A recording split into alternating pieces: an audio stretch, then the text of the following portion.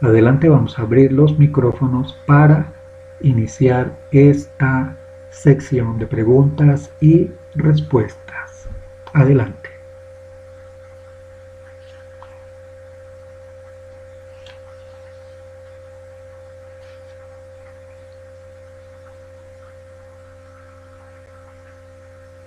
Muy bien, parece que no hay preguntas para esta ocasión, pero sí, adelante, Manuel Acevedo. ¿Por qué, así como leyeron en el libro de Deuteronomio,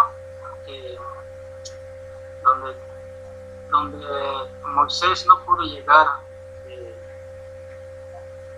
en la tierra prometida, y pues ¿por qué él no entró? ¿Qué nos da de entender ese pasaje? ¿Y por qué Yahoshua sí entró?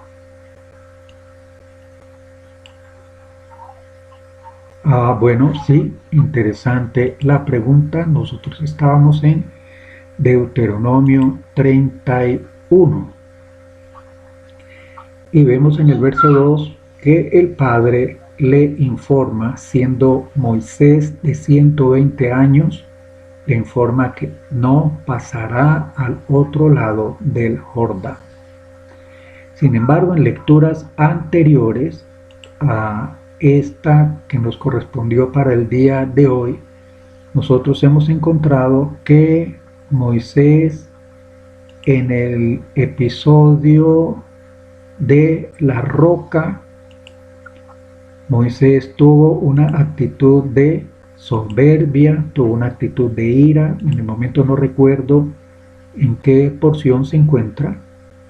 Ellos estaban en pleno desierto, tenían sed, el Padre le dio una orden y de que hablara a una roca, y Moisés golpeó esa roca en un momento de ira contra el acoso al que estaba sometido por parte del pueblo de Israel. Entonces, como habíamos comentado, a los líderes, por ser autoridad, por estar en un nivel hasta espiritual superior al resto de las personas, se les exige mucho más. Un líder da ejemplo. Un líder es la persona que guía a las ovejas hacia el camino correcto. Si el líder se tuerce, todo el rebaño se puede perder. Entonces esa era la grandísima responsabilidad que tenía Moisés. Moisés le falló al Todopoderoso en esa ocasión, y a pesar de ser un hombre tan amado por el Padre no permitió que Moisés entrara a la tierra prometida. ¿Qué nos enseña esto? Nos enseña que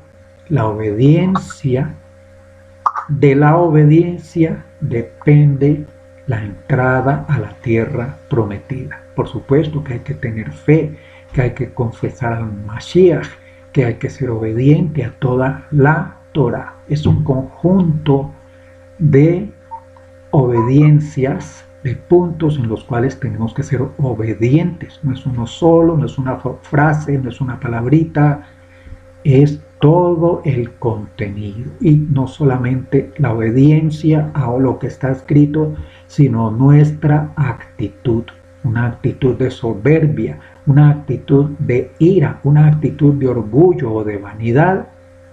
Así se tengan 120 años de edad de obediencia, un pequeño detalle puede derrumbar todo lo que se hizo.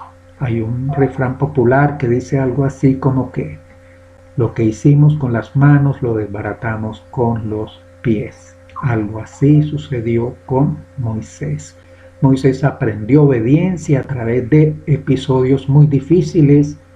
De esa manera fue escogido y fue adiestrado y fue llevado de la mano por el Padre Todopoderoso pero aún así ese pequeño detalle de una actitud de ira, de suficiencia y de orgullo desbarató toda la historia de Moisés.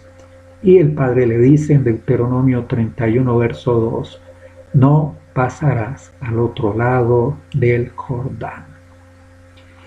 En cuanto a Yahoshua hasta ese momento estaba demostrando que era un siervo obediente, no solamente a su amo, que era Moisés, sino a su amo supremo, que es el Todopoderoso.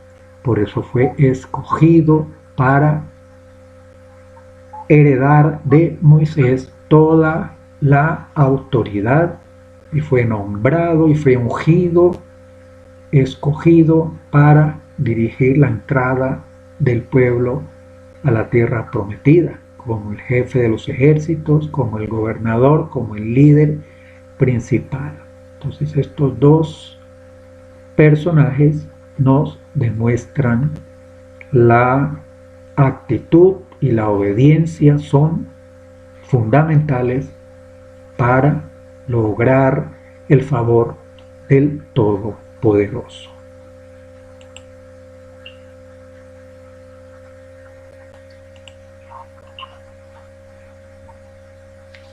Pues según he escuchado otra referencia de eso, también como usted dice, que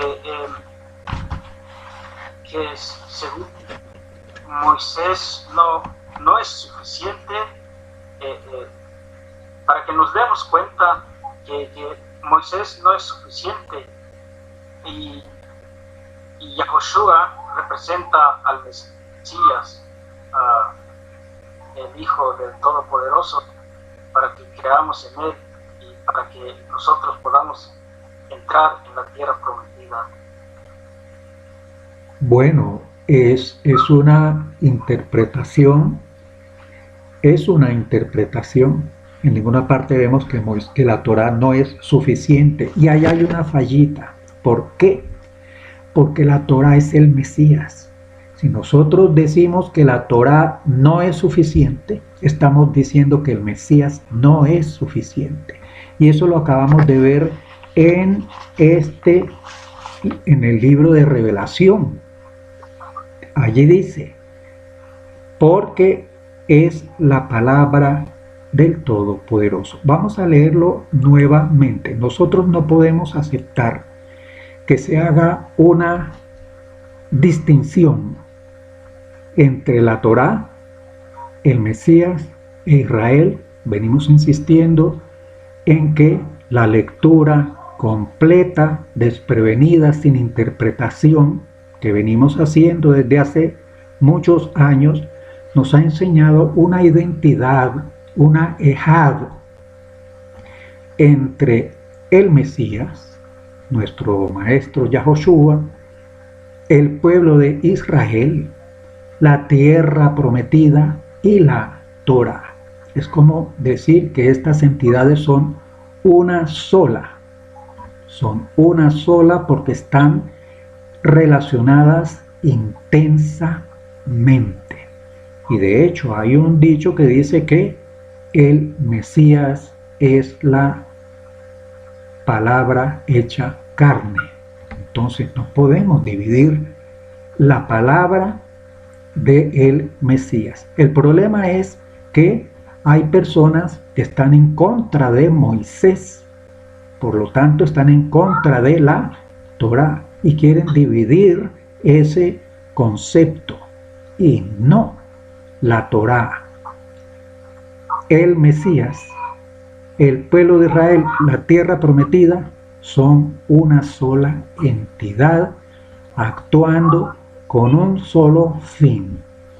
¿Cuál es el fin de la Torá? O objetivo, digámoslo mejor, porque de pronto pueden también haber confusión con ese término, y lo hemos leído ahí también en el libro de Revelación y en el libro de la referencia que teníamos allí. El objetivo de la Torá, ¿cuál es? Llevarnos al Padre Todopoderoso. El objetivo de Israel, ¿cuál es? Llevarnos a través de la Torá al Todopoderoso. El objetivo del Mesías, ¿cuál es? Llevarnos al Todopoderoso, porque Él es el camino, la verdad y la vida. Y el camino, la verdad y la vida es la Torá. Y el camino para llegar al Todopoderoso nos llegó a través de Israel. Le duela al que le duela, pero de allá viene y de allá vendrá la Torá, porque de Sión viene la palabra. La ley viene de Jerusalén. Entonces, no hagamos esa distinción entre Moisés como una cosa aparte de lo que es el Mesías. El Mesías es la Torá que nos trajo Moisés. Entonces, los enseñadores... Yo no quise quitar la Torá, la base yo solamente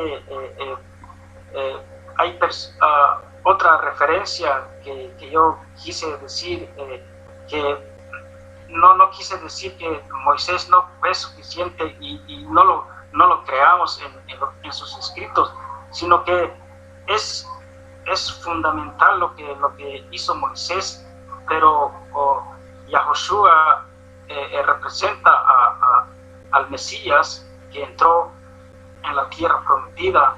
Ahora bien, pues nosotros debemos de obedecer toda esa Torá y creer en el Mesías. Todo lo que hizo Moisés, todo lo que fue escrito por Moisés, debemos de obedecerlo y creer en el Mesías para llegar a la vida eterna, a la Torá, que es fundamental, la base de todos esos escritos. Correcto, de acuerdo, sí, está muy bien, pero ese pensamiento de poner a Moisés como algo que no fue suficiente porque fue necesario que el Mesías viniera, no es del todo correcto, porque estamos trabajando en un tema global, desde Génesis 1.1 hasta la última letra de Revelación, es un solo tema que nos revela al Mesías. En cuanto a Yahoshua, el hijo de Nun, para hacer la diferencia entre Yahoshua, hijo de Miriam, como lo veíamos esta mañana, ¿cuál es la diferencia entre Yahoshua, hijo de Nun, y Yahoshua, hijo de Miriam? Tenemos que Yahoshua, hijo de Nun, es una sombra profética de Yahoshua, hijo de Miriam. ¿Por qué? Porque Yahoshua, hijo de Nun, fue el líder que lleva al pueblo a entrar a la tierra prometida. ¿Quién es Yahoshua, el hijo de Miriam? El líder que nos lleva a entrar a la tierra prometida. Así que la semejanza es en cuanto a la misión. En cuanto a la misión. Es más, Yahoshua era de... ¿Qué tribu era Yahoshua? ¿Alguien me puede recordar? Hijo de Nun.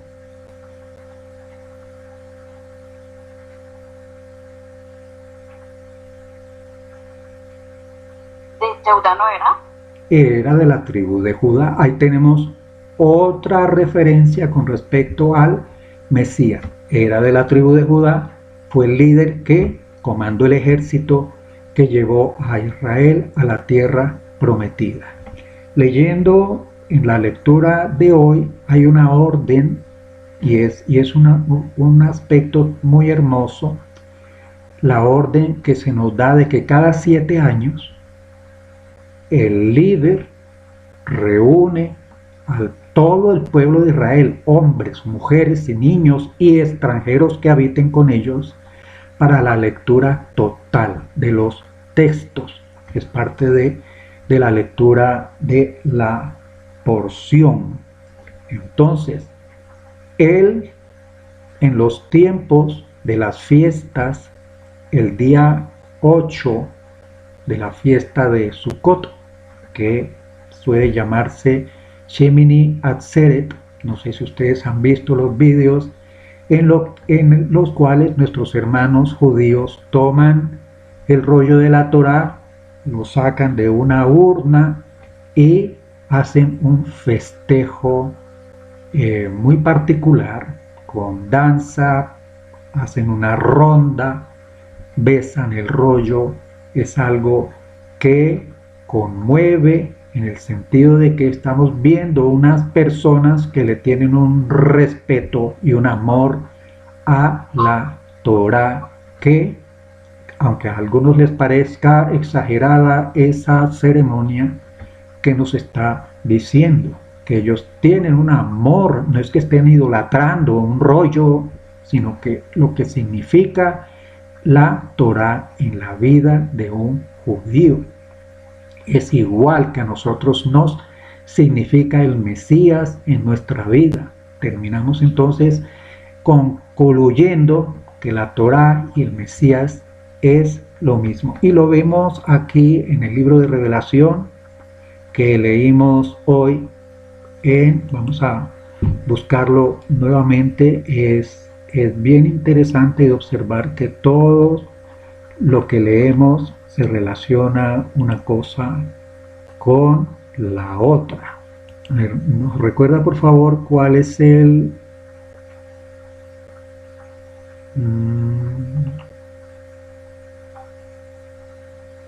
bien, Revelación 19:13 nos dice lo siguiente, y aquí hay una identidad total entre el Mesías y la Torá, con referencia a la inquietud que nos asaltó hace unos momentos. Nos dice Revelación 19:13, hablando de un personaje que viene en un caballo blanco, lo monta alguien que tiene un nombre. Mire que este personaje tiene varios nombres. Uno de esos nombres que tiene ese personaje es fiel y verdadero. Pudiéramos nosotros ponernos a reflexionar qué significa ese nombre, fiel y verdadero. Este personaje tiene este nombre, fiel y verdadero. ¿Por qué un nombre doble? Podría decir, este personaje se llama fiel o este personaje se llama verdadero, pero tiene dos apelativos que puede ser tanto un adjetivo como un sustantivo. El fiel y el verdadero, y fiel como adjetivo y verdadero como adjetivo. Entonces, como nombres, fiel y verdadero, pongámonos a reflexionar por qué este personaje que viene en un caballo blanco es fiel. Podríamos preguntarnos, ¿fiel a qué? ¿Fiel a quién? Y verdadero, porque este personaje es verdadero con respecto a qué es verdadero. Entonces es un punto de reflexión. Y este personaje es descrito con unos ojos que son como llama de fuego. Vamos a colocar allí en la pantalla para que reflexionemos un poco en este pasaje. Sus ojos son como llama de fuego.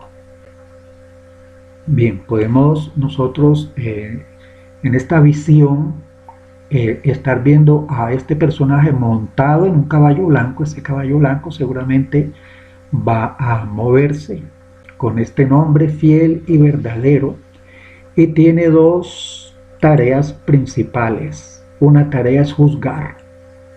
Este personaje que viene en un caballo blanco viene a juzgar con justicia. ¿Justicia en base a qué? Pudiéramos preguntar. ¿Bajo qué parámetros va a juzgar este personaje?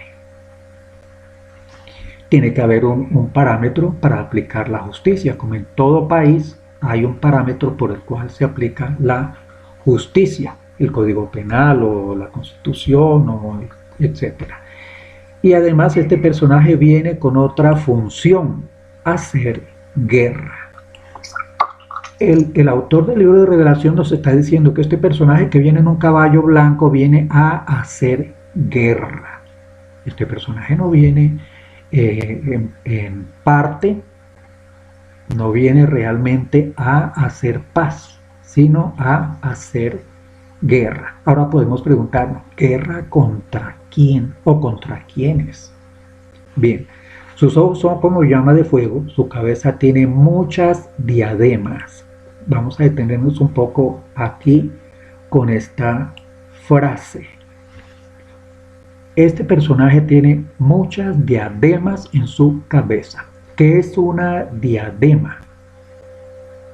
Una diadema podría ser un símbolo de autoridad, como las que usa un rey, una corona. Pudieran ser muchas coronas, muchas diademas. Pudiéramos consultar otras versiones a ver si en vez de diadema aparece alguna otra palabra. Bueno, el caso es que si son muchas diademas, nos está hablando de muchas autoridades o de una autoridad máxima que tiene este personaje.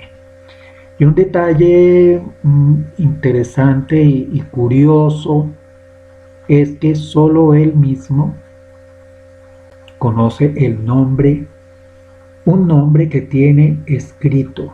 Dice, tiene un nombre escrito que nadie conoce, sino él mismo. Tiene un nombre escrito, será su propio nombre que solo él conoce. Entonces aquí hay una incógnita bastante fuerte. Este personaje tiene un nombre escrito que nadie conoce, sino él mismo. Según esta frase pudiera ser su propio nombre o el nombre de otro. Él tiene un nombre escrito, puede ser en su muslo o en su brazo, como un nombre allí, pero solo él conoce ese nombre. Interesante, esta es una incógnita que nos queda al leer esta frase. Y para hacer la comprobación de que el Mesías es la palabra de Elohim, la vemos en el verso 13. Cualquier persona que nos venga a hablar de que la Torah está abolida, etcétera, podemos ponerle este verso. ¿Cuál es la palabra del Todopoderoso, el Creador? Porque aquí dice claro que es la palabra de Elohim. Permítame, voy a buscar otra versión para ver ese texto. Entonces nos pone a reflexionar esta lectura del libro de Revelación. Hay unas cosas del libro de Revelación que realmente tendrán que ser reveladas por el Mesías cuando esté con nosotros, pero hay unas que son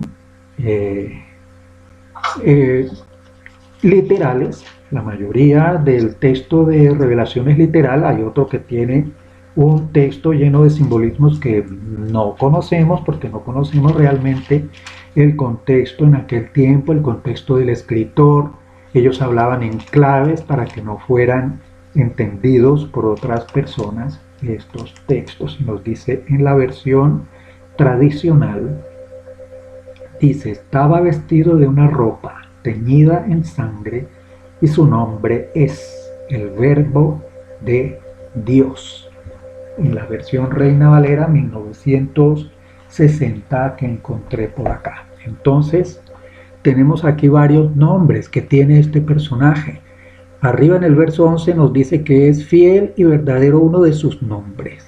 Más abajo aparece una frase en la que nos dice que tiene un nombre escrito que nadie conoce, sino él mismo. Estamos hablando aquí de otro nombre. Pudiera ser su propio nombre o otro nombre. Vamos a ver qué nos dice la otra versión. Dice, tenía un nombre escrito que ninguno conocía, sino él mismo. Hay una referencia a Deuteronomio 10:6. Vamos a buscarlo.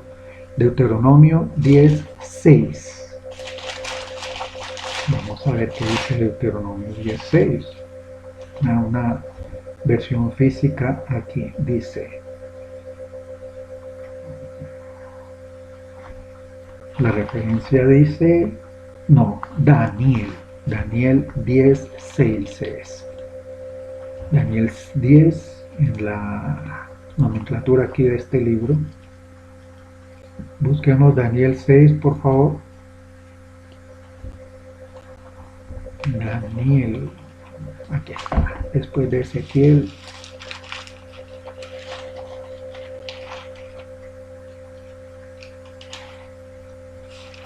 Daniel 10:6. Hay una referencia. 6 nos dice, su cuerpo era como de berilo y su rostro parecía un relámpago y sus ojos como antorchas de fuego y sus brazos y sus pies como de color de bronce bruñido y el sonido de sus palabras como el estruendo de una multitud. Y solo yo, Daniel, vi aquella visión, y no la vieron los hombres que estaban conmigo, sino que se apoderó de ellos un gran temor, y huyeron y se escondieron.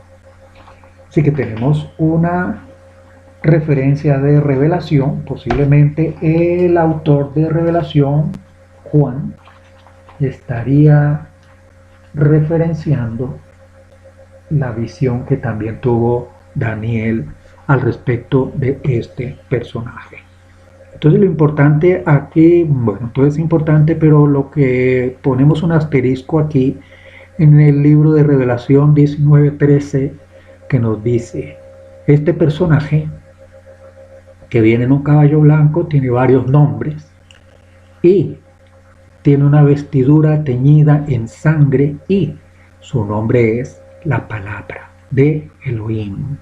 Así que la Torá es la palabra del Todopoderoso, la que fue dada por Moisés. Entonces tenemos una identidad y una ejad entre la Torá, el Mesías y la tierra prometida, Israel y el pueblo de Israel. Así que todos esos tres elementos son una ejad, una unidad. Una unidad son los tres pilares del plan del Todopoderoso. En esos tres pilares se basa la palabra del Todopoderoso, su plan y su propósito con la humanidad entera. Así que Moisés es el instrumento que utilizó el Padre Todopoderoso para dejar sus instrucciones por escrito. El Mesías es el instrumento que utilizó el Todopoderoso para dejar sus instrucciones por medio de un ser viviente. Y el pueblo de Israel es el instrumento de que dejó el Todopoderoso para que la Torá escrita llegara a nosotros y la palabra viva llegara a nosotros por medio de la tribu de Judá, el cual es el Mesías, el Hijo de Elohim. Así que el que niega la Torá está negando, es una ignorancia que el Todopoderoso tenga misericordia. Al negar nosotros la Torá, o algunas personas, nosotros ya no negamos la Torá, la tenemos identificada con el Mesías. Por algo le dicen el verbo del Padre. Entonces allí se contradicen, bueno, el Hijo es el verbo, la palabra hecha carne, pero ¿cuál palabra? La palabra, niegan la Torá en esa contradicción tan extraña que nosotros no habíamos percibido antes. Pero ahora la palabra nos habla por sí sola. Este personaje, con una vestidura teñida en sangre, ya no nos queda duda. El Mesías tuvo una vestidura teñida en sangre. Su nombre es la palabra de Elohim. El que tenga oídos para ver, el que tenga ojos para ver y el que tenga oídos para oír lo que el Padre nos habla a través de su palabra. La palabra que escribió Moisés, aunque a algunos no les guste. Bien, interesante esa parte del tema. Bueno, entonces ¿alguna otra inquietud? Sí, queda uno impactado porque hay cosas ahí escritas que leíamos y pasábamos por encima y no nos percatábamos de estos pequeños detalles. Para terminar, vamos a seguir leyendo este libro de Revelación en esta tarde. Nos dice, Señor Jaime, señora. a mí entre semana, bueno, no es ahorita el tema, pero estaba leyendo Génesis Y me puse a pensar, ¿tenemos alguna idea dónde estaba el Edén? ¿Estaba en este planeta Tierra o dónde estaba? Bueno, hay unas pistas que nos... Un momentico. Hay unas pistas que nos pueden dar una localización aproximada de la situación del Edén. Yo personalmente pienso que el Edén es todo el planeta Tierra, porque el planeta Tierra es hermoso. Por donde usted mire, usted está viendo la gloria del Todopoderoso en su creación. Pero había un lugar especial y según las instrucciones, según la lectura que encontramos allí en el libro, había un jardín. Entonces, cuando le di... Nombra algunos ríos que son conocidos ahorita con esos nombres. Entonces estaba yo pensando que debió haber estado aquí, pero cuando dice que lo sacó de allí y lo puso aquí en la tierra, entonces me hace creer que estaba en otro plano, ¿podría decirse? Sí, ese puede ser, es una especulación, pero pudiéramos decir que sí. ¿Por qué? Porque antes del pecado había una conjunción entre el cielo y la tierra como la que va a haber, porque es que la historia es circular y el plan del Todopoderoso es que todo vuelva a ser como al principio. Entonces, al principio había una conjunción total entre el cielo y la tierra. Es como si el cielo hubiera estado aquí en la tierra y la tierra hubiera sido parte de ese cielo. Había una identidad entre el cielo y la tierra, una identidad en la cual había una comunicación que ni siquiera había necesidad de hablar. Estaban en unos cuerpos diferentes antes del pecado y estábamos como en una dimensión única entre el cielo y la tierra. El Todopoderoso caminaba en medio de todo esto. Lamentablemente todo eso se dañó, pero el plan del Todopoderoso es que las cosas vuelvan a ser como antes. Entonces Él nos dice en alguna sección de su palabra que las cosas van a ser como al principio y al final de los tiempos vamos a ver que la nueva Jerusalén baja del cielo y vamos a ver las cosas muy diferentes. Las personas van a tener un cuerpo glorificado, muy diferente al que tenemos ahora, pero muy similar al que tuvieron Adán y Eva, porque ese era el objetivo del Padre Todopoderoso, era tener unos seres materiales, unos seres físicos que tuvieran una comunicación total con Él. De manera que le fallamos al Padre, los seres humanos le fallaron en cuanto a pecado y el pueblo de Israel le falló en cuanto a pueblo. Sin embargo, Él nos ama tanto que Él se ingenió este plan de redención y Él nos tiene prometido que todo va a ser como al principio. Entonces sí, podemos pensar que sí, había como una especie de dimensión diferente. No era el planeta físico totalmente como lo tenemos hoy, que solamente es físico, sino que había un planeta físico espiritual.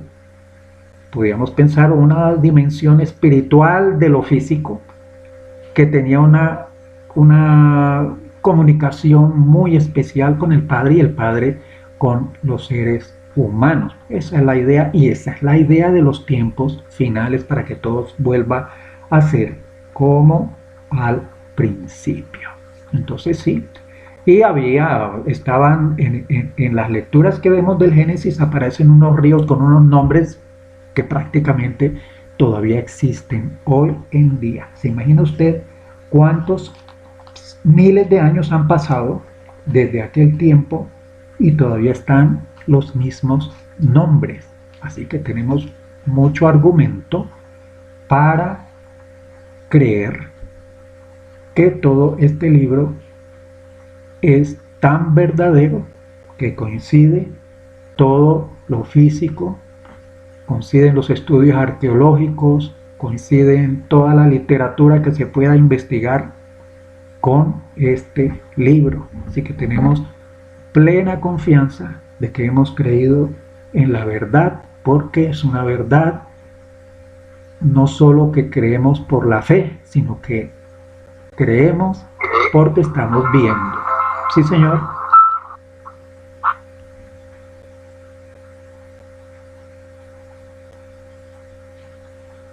Sí, entonces la dimensión al comienzo era diferente y cuando el ser humano decidió actuar de su cuenta, entonces desbarató toda esa belleza que había allí.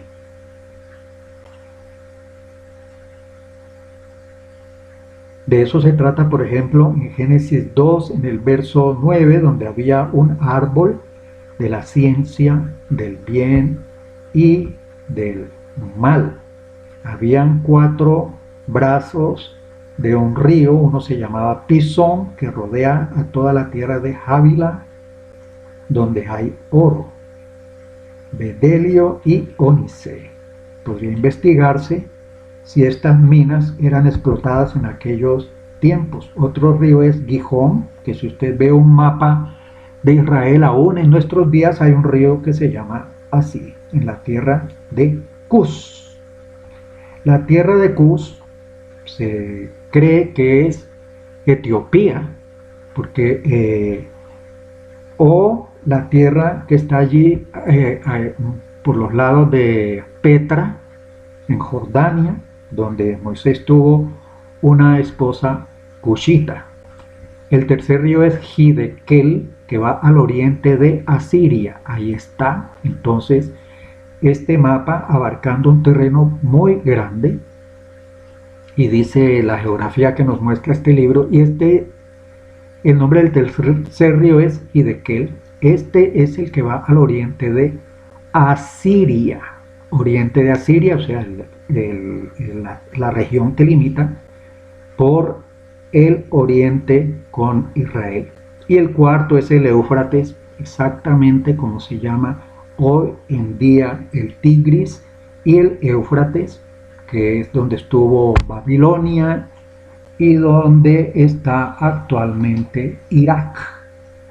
Entonces, todo es creíble, comprobable y bueno, por eso tenemos tanta tranquilidad y tanta paz, porque todo lo que está escrito allí no solamente concuerda con la historia del pueblo de Israel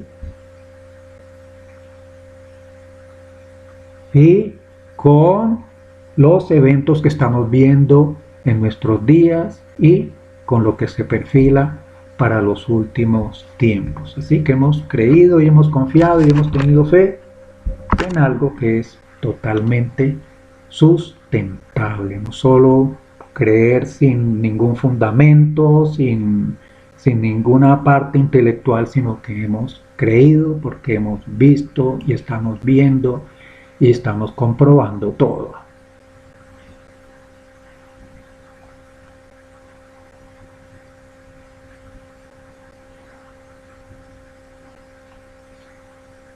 ¿Aló? Muy bien, bueno, vamos a ver si todavía estamos allí. Todavía, muy bien. Bueno, entonces, unos segundos para alguna otra intervención. Bueno, quedó algo pendiente que ahora ya no me acuerdo qué fue, pero lo que dejamos pendiente es que siempre estemos escudriñando y meditando y leyendo palabra por palabra, porque a veces se nos puede pasar alguna pista por leer rápidamente un texto. Leamos con paciencia, con mucho tiempo para ir meditando en cada palabra. En cada palabra de este libro encontramos todo un tema para investigar y para reflexionar. Muy bien, llamamos a Manuel Acevedo para que cierre el Shabbat y nos despida de esta reunión y nos prepare para la semana siguiente delante del Padre y del Hijo. Adelante, Manuel.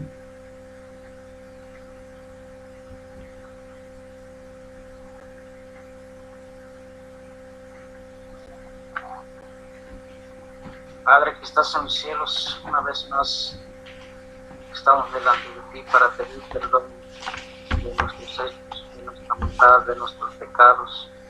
Perdona a cada uno de nosotros por ofenderte en pensamiento y en muchas otras cosas que te hemos ofendido. Pido que bendigas a cada uno de nosotros y los que no han creído en ti, que tú les muestres la luz verdadera que está en tu palabra. Cada compañero, amigo, y que nosotros luchemos cada día para hacer el bien, practicar lo bueno. Bendice a tu pueblo santo de Israel y de Jerusalén. Protégelos en cada momento, porque es tu pueblo santo que tú has elegido para ti. Cuídalos en cada momento, porque sabemos que tú manejas a todo el mundo, que tú tienes el control de todas las cosas, de cada ser humano, de árbol, de animales. Tú hiciste, no a nosotros mismos. Por eso, gracias por darnos un día más de vida, en el día del Shabbat. Cuídanos en estos días que vienen y que reflexionemos y que estemos más fuertes cada día para caminar en tu verdad, escuchar tu voz cada día, cada momento y resistir al mal, como dice en tu palabra, para que el mal se quite completamente de nosotros, para obediencia en tu palabra. Perdónanos, Padre, y cuídanos en estos días, cuando llegue otro día de Shabbat, que estemos contentos para saber más de tu palabra. Bendice a nuestras familias, a nuestros hijos, en donde estén. Bendice a tu creación en todo el mundo, los que están todavía en el día del Shabbat. Bendícelos, protégelos también y dales sabiduría a cada uno de ellos para que sean luz en tu verdad, como tú lo has dicho.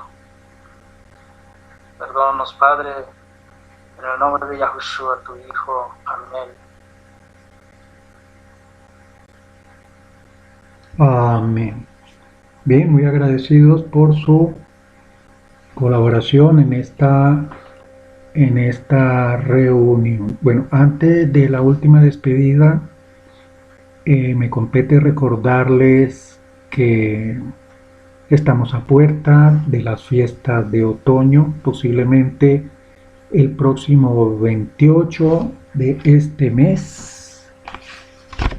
Tenemos aquí el almanaque, posiblemente, eso hay que comprobarlo en la realidad, en directo con Israel, en el momento en que aparezca la primera rayita de la luna.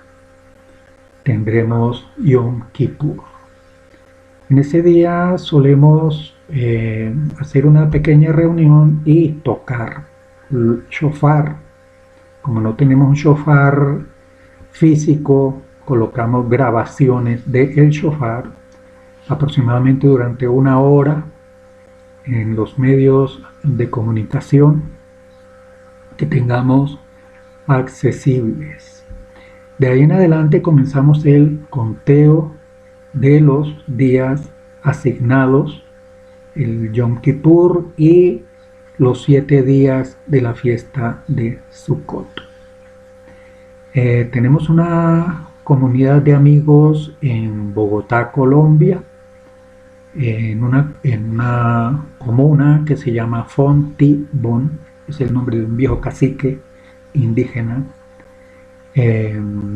Todavía no está seguro que nosotros nos integremos con ellos para la celebración de los 7 días en algún lugar donde se pueda estar en completa libertad, pero estaremos avisando allí por el WhatsApp y por el Facebook. Entonces la recordación es: estemos atentos al avistamiento en Israel, lo publicaremos inmediatamente que tengamos la noticia para indicar que estamos en Yom Teruah y tengamos listo el shofar si lo tienes, o la grabación de sonidos del shofar que puedes bajar de la internet. Colócalo en tu casa a todo volumen. Tenemos que ser atalayas, tenemos que divulgar que estamos en una celebración que es una sombra de cómo van a ser los tiempos finales. Así que estas fiestas de otoño tienen un gran significado. Estaremos procurando convocar a reunión para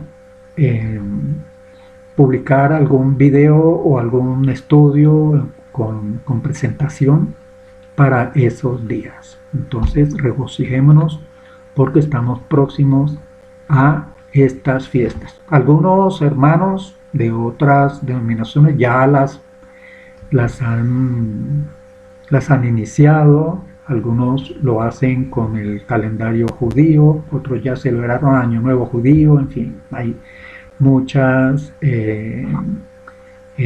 fechas, pero nosotros seguimos la fecha que nos indica la misma naturaleza que puso el Todopoderoso para que nos indicara las fechas. Él nos puso el sol y la luna como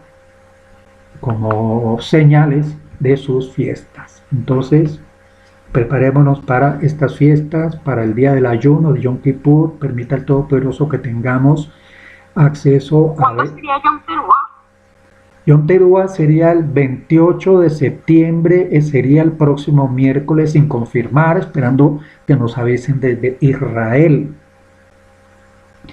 Tendríamos Yom Kippur y los 7 días de las fiestas y el día octavo. Posiblemente el día octavo sea el día 19. Es el día que comentábamos, el 19 de octubre, el día que comentábamos que los hermanos judíos sacan de un arca o de un nicho el rollo de la Torá y hacen una fiesta impresionante. Entonces, bueno, amigos y hermanos, gloria al Todopoderoso de Israel que nos ha dado estas fiestas como una sombra profética de los últimos tiempos. El Todopoderoso nos guarde, nos proteja, nos tenga misericordia y nos ponga paz. Feliz semana para todos. Shabbat Tov, Shabbat Shalom.